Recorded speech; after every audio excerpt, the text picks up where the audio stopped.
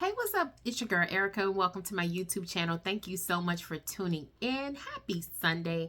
I hope you're having an amazing day thus far. Whether you went to church, whether you're out at brunch, at the beach, or if you're just at home chilling and having like a lazy Sunday, it's still good. I hope you're having a great day. I am here to do my weekly review of Love and Marriage Huntsville, or as one of my favorite YouTuber says, Ronnie the Voice says, Love in Hip Hop Huntsville. So let's get this started. Of course, this is season 10. It was episode 3, and it was called More or Less the Least Favorite, or More or Less the Favorite. It was a good episode. I took a lot of notes because even though there wasn't a whole lot going on, it's just the conversations that they were having really had some meat or some substance to it. So let's get into it. So of course the scene opens with the continuation from last week, which was Ken and Latricia were actually having a conversation with Marquez. And of course, Marquez and Ken started to exchange words at the end of last week's episode. They were getting ready to get in a tussle. Well, we saw this week that they actually were scuffling a little bit. And of course, producers had to break them up.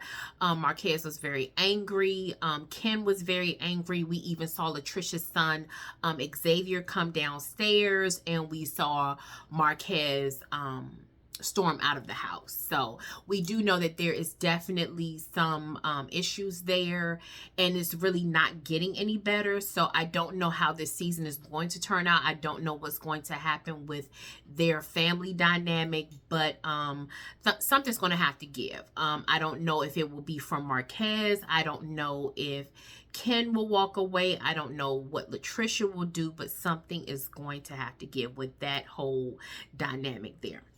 Because when you start getting to the point where you're getting ready to fight, yeah, it's getting a little bad. So anyway, that was really about the end of that. For me, I'm not a Marquez fan. I know a lot of people have, an opposing view to that, and that's perfectly fine if you do. I just feel like Marquez, again, he gives me Ralph Pittman vibes from The Real Housewives of Atlanta, Martell vibes. He's definitely, to me, his goal is to expose Latricia as a liar, and maybe not,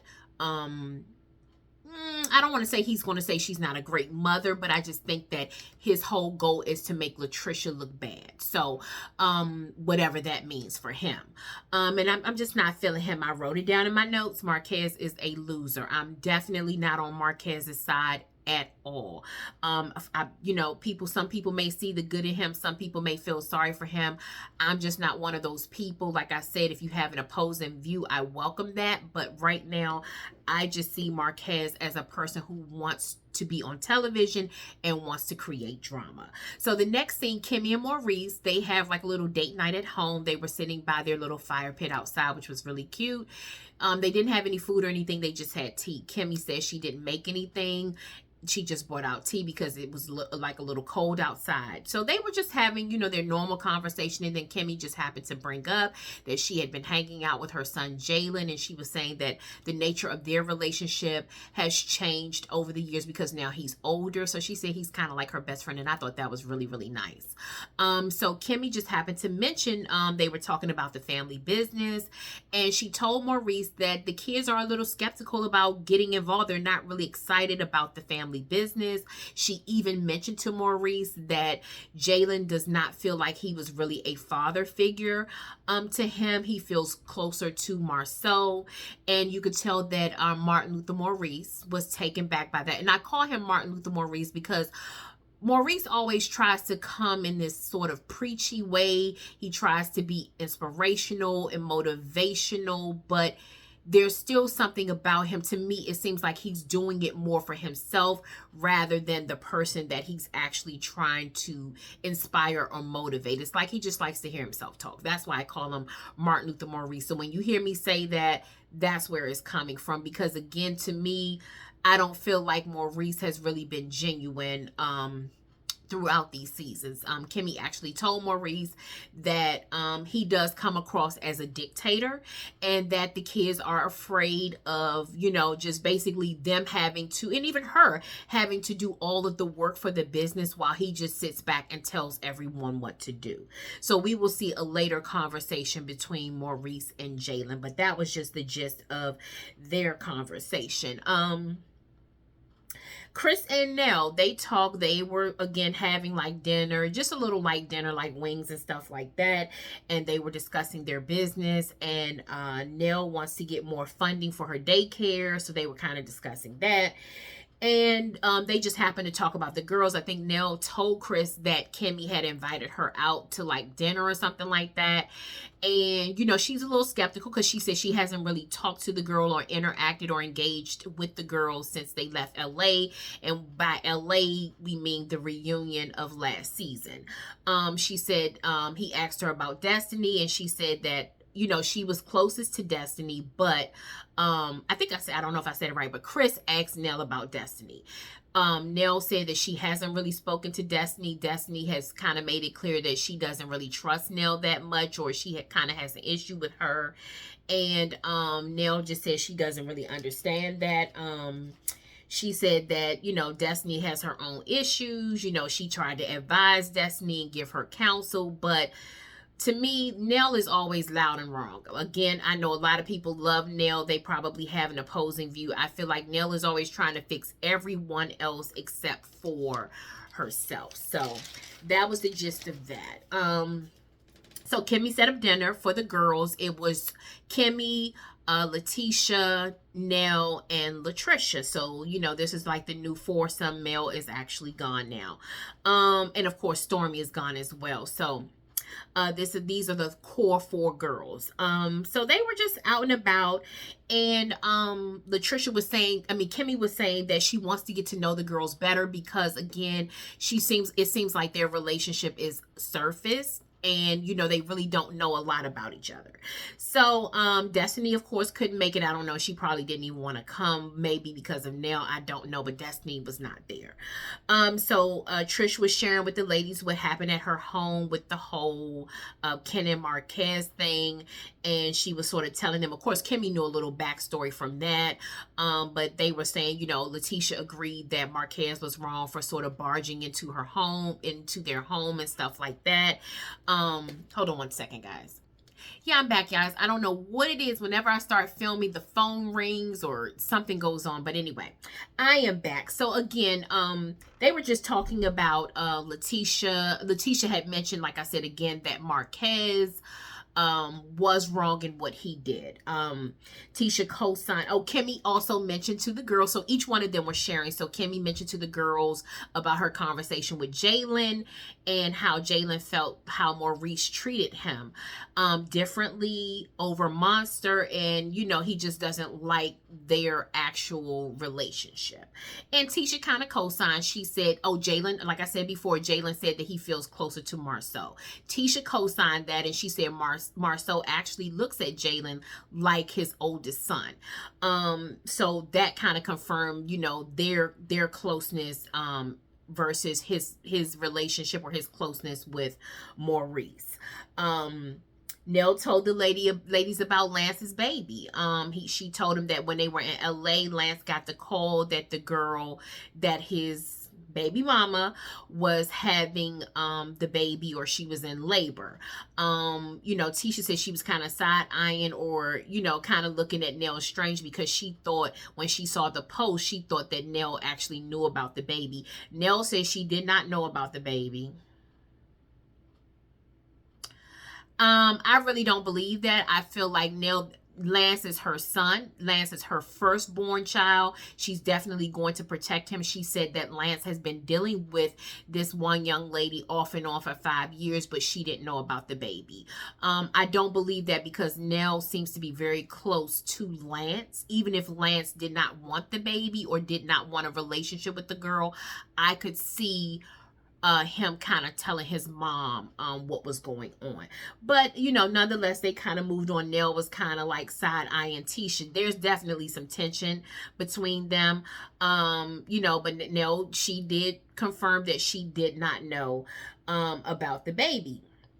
Tisha said that she said, I told Kimmy that I really did not I wasn't feeling the Fletchers. And Nell was really taken aback. Nell becomes offended very quickly. We saw how she acted last season when they went on their trip, I think, to St. Thomas, and she didn't even have a card on her bed, and how she acted. Nell gets offended very, very, very easily. But Tisha's not taking her foot off of Nell's neck. She's not taking her foot off the brake. I think she wants to expose Nell as a troublemaker or someone that's pretty fake. She said that Nell kind of threw it back at Tisha, and she asked Tisha and Kimmy how did they feel about Martell's interview. And Martell, now if you go back, I don't know if you've been watching it from the beginning, but last season, we'll just say last season Martell said that Marceau and Maurice, or he alluded to the fact that Marceau had he actually had a mistress, and Maurice, they had all been sort of messing around with other women, and he had an interview. And of course, Tisha and Kimmy, very stoic about it. They don't want to talk about it. Tisha kind of threw it back in Nell's face, like, well, what did you think about the interview? She never really answered the question. But Tisha said in her confessional that she's just not dealing with it anymore. She doesn't want to hear about it. She and Marceau had a conversation. They did an Instagram live in response to what Martell's allegations were, and that's it, and that's all. Kimmy says she doesn't believe it at all. It was like a farce. She just refuses to acknowledge that there's any truth to that. And I wrote down here in my notes, I said, Letitia right now is in her mailbag. She's in her Melody Holt bag. There was a time where Melody exposed all of her stuff and what was going on between her and Martell. And after a while, Melody was like, well, I'm not going to be the only one telling my business. You all have gone through some of the same things that I've gone through. And, I'm not going to be the only one. So if you're going to expose me or expose Martell and expose our business, then, hey, some of your business needs to be exposed as well. And Letitia's at that point. That's why I say she's in her mailbag. She's like, basically, speak for yourself. Don't worry about me. I'll handle mine. You handle yours. So Tisha told Nell, like I said, that she wasn't really feeling them. She didn't really feel like she could really trust them. And Nell was hot. You could tell that Nell was very upset about what Tisha said. Nell, they asked Tisha, Tisha and Kimmy sort of questioned Nell about what Chris said. Chris said that Maurice and Marceau, they were the type to make women sign NDAs if they were cheating. And Nell said, that's her husband. Of course she's going to defend him, but she said, she can't speak for him. And that was really about it. So Latricia invited them all to her birthday party. But again, this is sort of leading up to the feud between Letitia and Nell and Kimmy and Nell. It's like the dynamic duo of the Scott wives against Nell. You can see that happening. So Jalen and Maurice, they meet up to go play pool.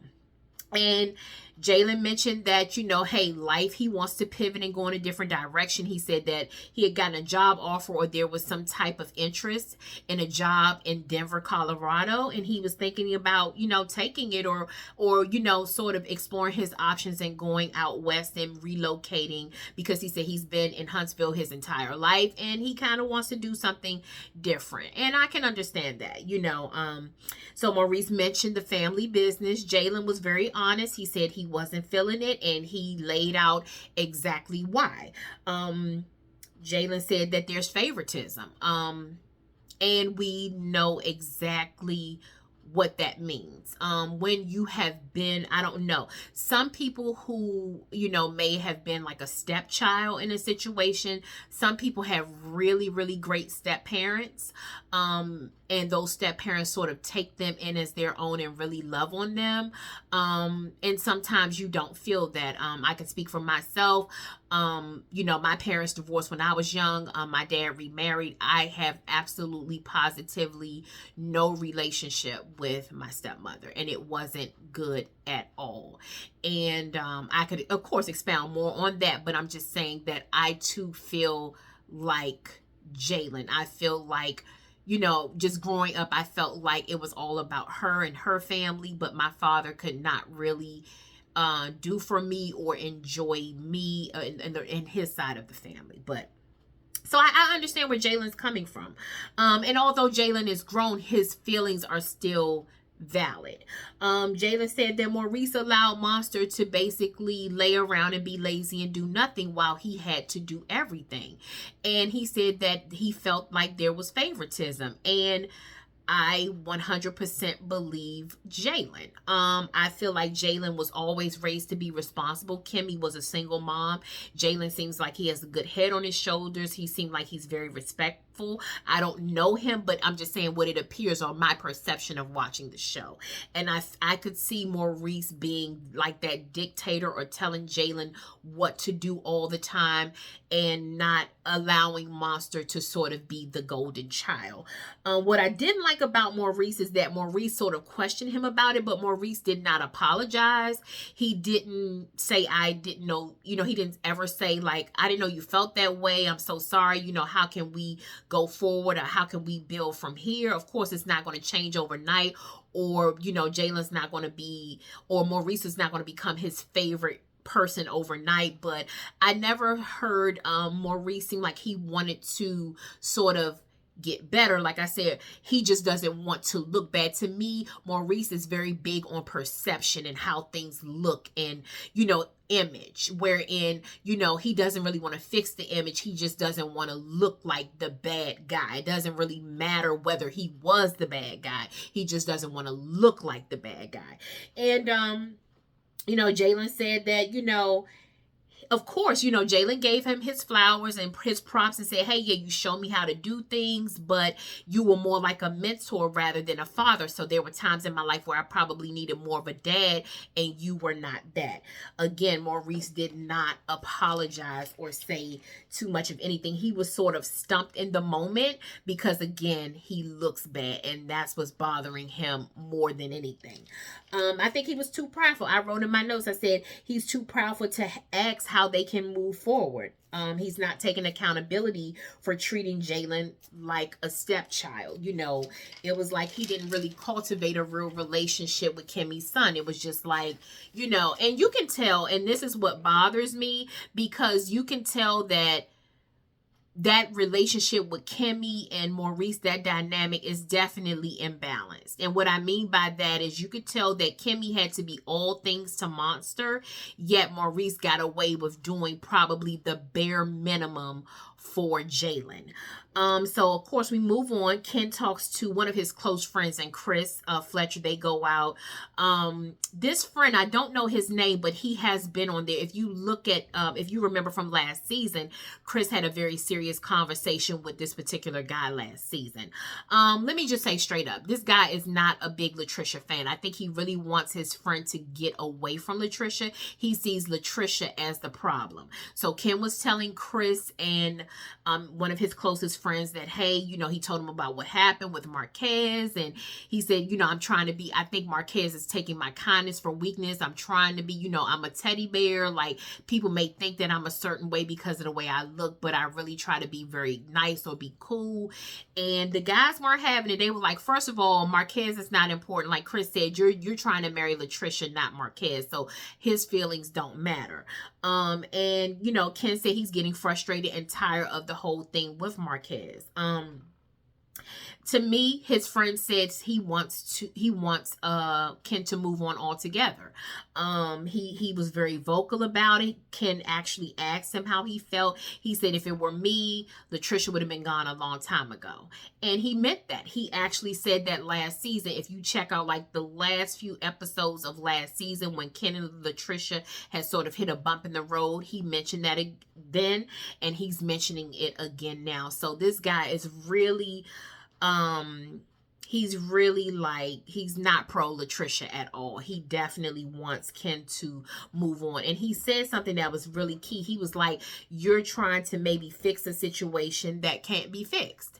And I think sometimes in relationships, oftentimes, and this could be for both men and women, and this is just my opinion, I feel like there are times where sometimes you just don't want to lose. You've invested so much time, you know, you want things to work out, and you feel like, I'm not going to lose in this situation, because if I just give up, or I walk away, or I sort of throw in the towel, or go in a different direction, then that means I lost. And I think that's where Ken is. I think Ken genuinely loves the children. I think he genuinely loves Latricia, but there's a part of him that feels like, I've invested so much that I don't want to lose. And I think that's what his friend is trying to tell him. Cut your losses now, because deep down inside, his friend feels like it's not going to change. So the Scotts, they have dinner, and that entails Kimmy and Maurice, and Letitia and Marcel. They were sitting down having dinner, and of course, they talk about Jalen. That was really the basis of that conversation.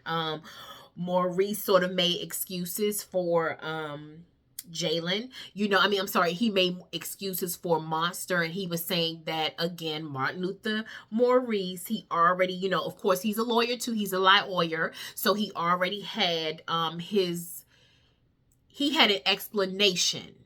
Not an apology, an explanation. He said that normally in families, he said even in he was talking to Marcel, he said even in our family dynamic, he said, the oldest always got more responsibility. It wasn't that he was favoring Monster, but the oldest one always got responsibility. And we know that happens. I can speak just even in the Black community, in our families, we know that. But in all families, a lot of times the oldest children inherit, or the oldest child inherits like the bulk of the responsibility of looking after everyone else, or doing the most. However, you can't make that as an excuse, because even in that could be wrong, because you could be putting way too much on the oldest, or the eldest child, or the eldest sibling. And again, Jalen and Monster are not biological brothers. So that makes a huge difference too. Like Jalen even told Maurice in the earlier scene when they were playing pool, Monster is your biological child. I am not. So there's definitely going to be a distinction there. So even with Maurice's explanation, I was like, I'm not buying it. And Kimmy was sitting there, and Kimmy said, well, I noticed differences between how you treated Jalen versus Monster. And I'm looking at Kimmy like, really, Kimmy? Like, for me, Kimmy is a very articulate woman. She seems to have a lot of wisdom. She normally, when Kimmy speaks, she has a reason to speak. She's not a person that just speaks out of turn, or just wants to be talking loud and saying nothing. But what I don't like about Kimmy is that Kimmy, like I said, Kimmy married Maurice when she was 46 years old. I've been watching this show since day one. Kimmy, you've been married long enough. You've been married to Maurice long enough that you need to tell him who he really is and what he's all about. I know you try to be this, wise woman where you don't speak a lot, you don't say a whole lot. And maybe she does behind closed doors, but what we can see on camera, Kimmy doesn't say a whole lot to Maurice, and it burns me up, because I feel like Maurice needs to be checked. And you don't have to disrespect him, but he needs to know you're full of it.